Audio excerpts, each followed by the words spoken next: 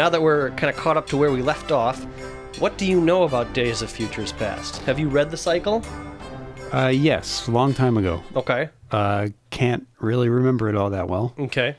I know that it involves Jean's daughter, Rachel Summers, and obviously Scott's daughter as well, Kitty Pryde. Mm-hmm.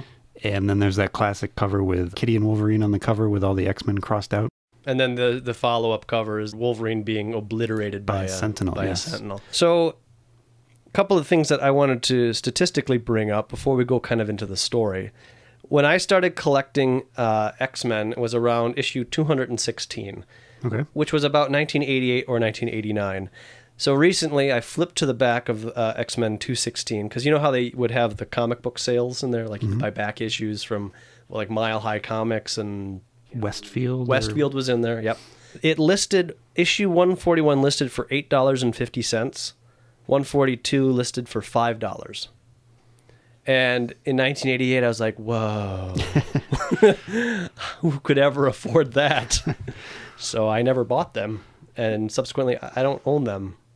I'm sorry. Yeah, it's okay. Now if you go onto eBay, issue 141 in near mint condition was running for $75. Wow. Now, if you had it graded in like the box with the number and everything, and it was like a 9.6 or above, it was hundreds. Which is ridiculous. Kind of ridiculous. Issue 142 in near mint condition, $50, and then way more if it's in that 9.4 to 9.8 range. So there you go. If you could go back in time, you could invest in X-Men Days of Future Past comics, and you would have a lot of money today. Yeah, well... You would have had to buy a lot of them, but still, at $5 a piece, come on. So issue 141 is interesting. Some of the things that you mentioned are correct. Kitty Pryde is in there. A girl named Rachel is in there, but they never say it's Rachel Summers. But it is, right? It is, but we don't know that. They never actually talk about that in the story. So I don't know if that was Chris Claremont like setting up a future story, or if he just got lucky. I don't know. But it's just Rachel, and she doesn't look like Rachel Summers of any other time. Is she a mutant? Yeah, but she's the one that does the time transfer. By the way, spoilers. Who puts Kitty Pryde's old brain into Kitty Pryde's young brain. Correct. It's a futuristic dystopian future, but there's the whole thing, there's like 4 establishing panels that really set up this world.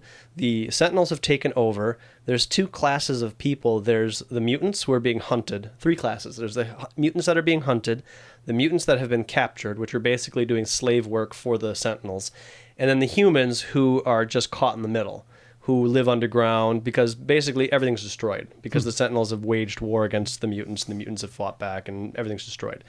So much so that as Kitty Pryde and Wolverine meet up with each other, they take a bus, but the bus is horse-drawn. It's really cool, you know? I was like, what a neat idea. Like, it's like there's no oil, there's no gas, everything's broken, and they're riding around in horse-drawn buses. I thought that was kind of a neat. It's just one panel. They don't even really address it much. And then they go off and do their plot, which is they have to get to the Sentinels have taken over the Baxter building, and that's where their central nervous system is or something. And the plot is that the X-Men, they're either going to destroy the central area to prevent future damage, but they're also going to send Kitty back to prevent the killing of Senator Kelly, which adds another wrinkle into it because in X-Men 1, Senator Kelly was turned into a mutant and then died. So it won't be Senator Kelly. Well, it could be, because First Class theoretically takes place prior to X-Men. So he would be a very young senator. Could be. Newly appointed Senator Kelly. Yeah, with his mutant agenda. So that could work. Although we know that he makes it, which would kind of kill the suspense. Right.